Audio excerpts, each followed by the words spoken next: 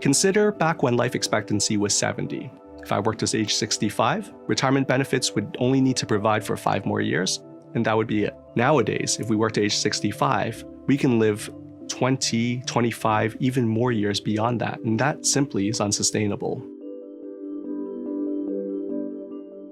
One, we have to look seriously at whether we can retire at age 65 or even at all. A lot of countries and a lot of people are looking at options of working well beyond typical retirement age. Our key finding is that the average individual, and we're looking at the 6 largest pension systems in the world here, don't have enough saved up for what they're expected to live through in retirement.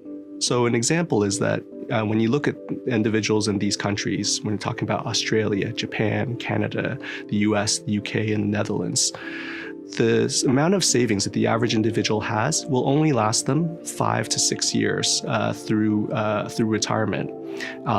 And if you look at their life expectancy from 65 onwards, they're going to live at least 10, and in cases like for women in Japan in particular, they're going to live 20 years in retirement. So there's a huge shortfall, and there's a real dire need for people to really think about where their retirement income is going to come from, and how much more savings they need in order to be able to live a comfortable life during retirement.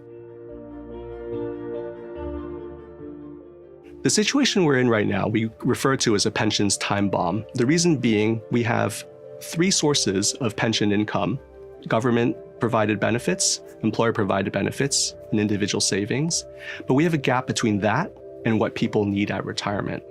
Since we're already starting at a deficit, the fact that people are living far longer than what those benefits were designed to provide for means that those numbers are diverging at a rapid rate. And as the years progress, those numbers will continue to grow even further apart. And that's why we refer to this as a pensions time bomb, because that gap that we've measured will continue to grow at an alarming rate. 2 countries are doing novel things in addressing this. In Denmark, what they've done is they've raised the retirement age so that it would move up as life expectancy increases, with the goal of having pension plans provide for the same number of years of pension benefits for the retiree. So for example, let's say that amount is 14 years.